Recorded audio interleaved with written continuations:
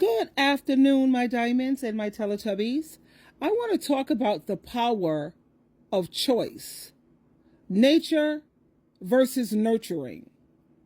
Now, people can have the same parents, living in the same house, and be raised by the same morals, but one still can be a crackhead, and the other one can be a preacher or turn out to be a pastor. So you can't say it was how somebody was raised. It's the decisions you choose to make. To further illustrate this, just think about Cain and Abel in the Bible. Think about Jacob and Esau.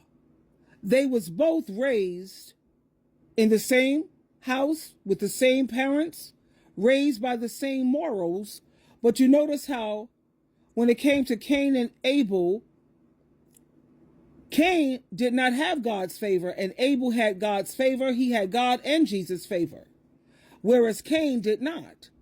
And when it came to Jacob and Esau, Jacob had God and Jesus Christ's favor, and Esau did not.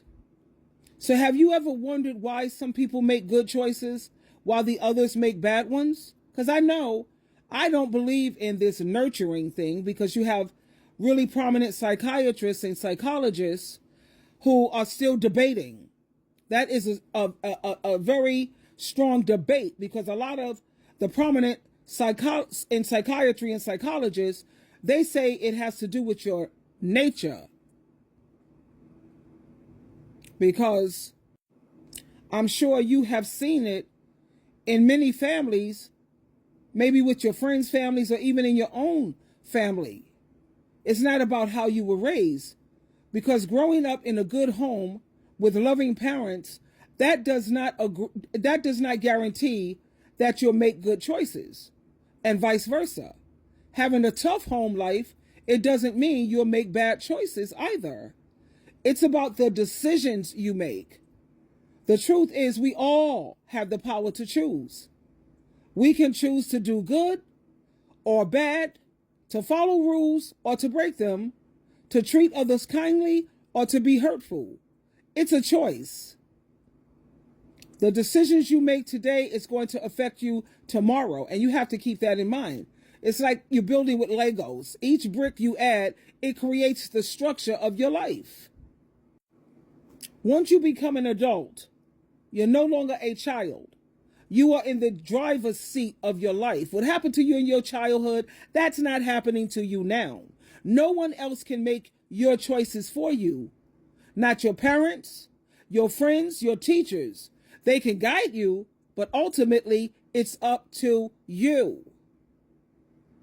So how do you make these wise choices? You think about the moments and you consider what are the consequences for your actions. And if you're working hard to live a Christian lifestyle, then remember what's important to you and make choices that's going to align with God and Christ and the Bible. People have to remember that you have the power to choose. So you choose wisely, and that's how you build a strong foundation for your life. Stop the blaming your mother. I'm not going to even say parents. It's always the mother's fault. It's always the person who stays on the job that gets treated the worst. And I get angry with that, because I remember when my husband left me with 2 children, my son was 4 and my daughter was 5. And he said, I'm not giving up my life for these kids, because they're not going to give up their life for me. And he was talking about they're not going to give up their time and energy for me. And how many of us parents, mothers know that he was right? A lot of these kids, you're raising your enemy.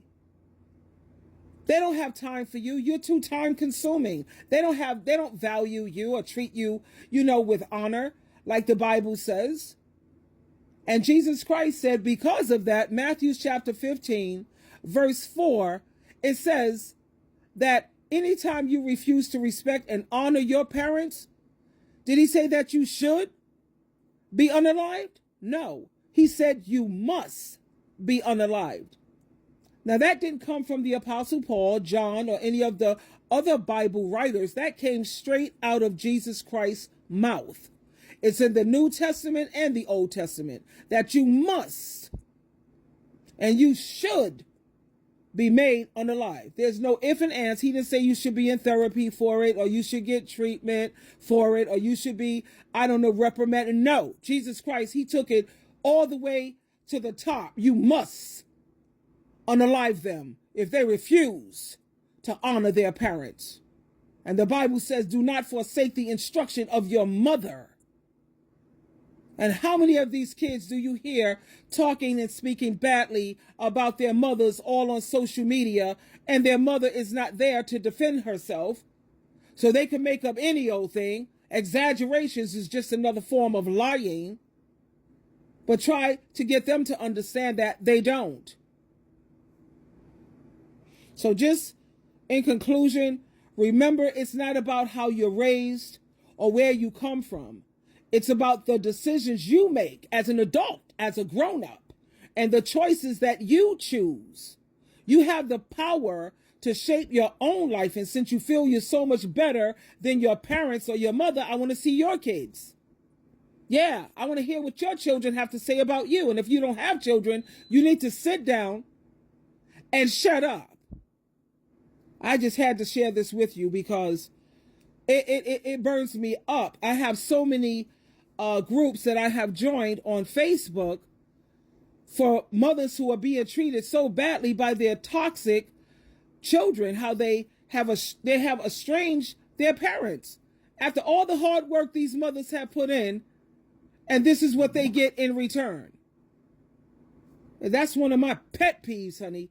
If you don't know how to honor and respect your parents, and honor don't just mean respect. People need to look up, what does it mean to honor my parents or honor my mother? Google it.